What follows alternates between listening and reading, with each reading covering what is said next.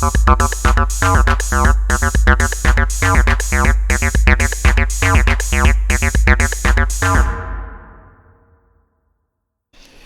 voulais revenir à une question qui avait été posée sur Blender Stack Exchange sur la modélisation de cette intersection de tunnels. Et en fait, c'était intéressant parce qu'on peut faire appel à des outils qui sont bien pratiques. Donc, je vais commencer avec un cercle de 16 vertices. Je rentre en mode Edit, je supprime la moitié des vertices, je fais faire une rotation à 90 degrés sur l'axe X. Ensuite, j'extrude vers le bas, je ferme, j'ai mon profil, et puis ensuite, il suffit que je fasse une extrusion sur Y. Et puis, pour donner de l'épaisseur à mon tunnel, je vais chercher un modifier Solidify. Je lui donne de l'épaisseur. Là, ce que je vois, c'est que par défaut, ça ne va pas me donner une bonne géométrie, donc il suffit que je bascule du mode simple à complexe, et là, c'est bon. Ensuite, je vais appliquer mon Solidify. Alors, soit je passe par le menu déroulant ici et je clique sur Apply, sinon je laisse ma souris sur le modifier et je fais un CTRL A. Voilà, donc là, j'ai déjà un tunnel. Alors, je pourrais me dire, à partir de là, si je veux faire un croisement de tunnel, eh bien, il suffit que je le duplique, et puis je fais une rotation à 90 degrés, et j'utilise par exemple un boolean, mais ça ne va pas me donner une bonne géométrie.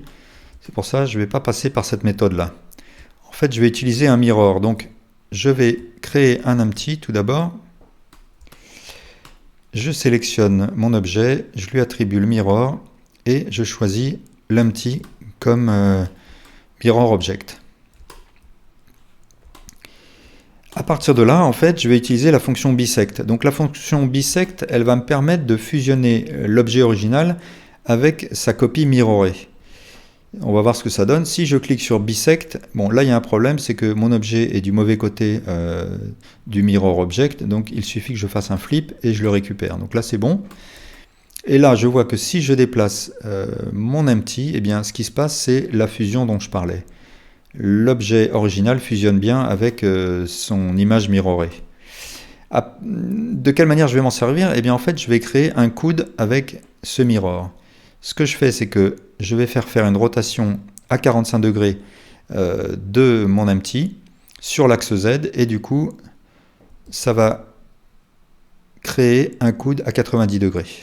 Donc là pour contraindre la rotation à 45 degrés, il suffisait que j'appuie sur CTRL et ma rotation s'est effectuée de 5 degrés à 5 degrés. Ensuite, eh bien, je bouge mon empty, et puis quand je suis content, eh bien, je peux appliquer le mirror. Je supprime l'empty. Ce que je pourrais faire, bien sûr, c'est utiliser la même technique pour que en fait, j'ai une image mirrorée de ce coude, et à 180 degrés, ça me donnerait l'intersection complète. Mais là, je voulais juste montrer un autre outil bien pratique dans Blender, c'était le Symmetrize. Alors, je sélectionne mon objet, je rentre en mode Edit, et puis je m'assure que l'origine est sur l'axe que je souhaite donner à ma symétrie. Là, ça va être bon parce que je veux passer de plus X à moins X. Je vais dans Mesh, Symmetrize, je choisis plus X à moins X, et j'ai une symétrie de mon objet.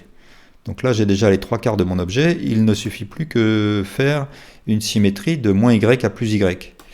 Alors par contre, il faut que je fasse attention à la position de mon origine.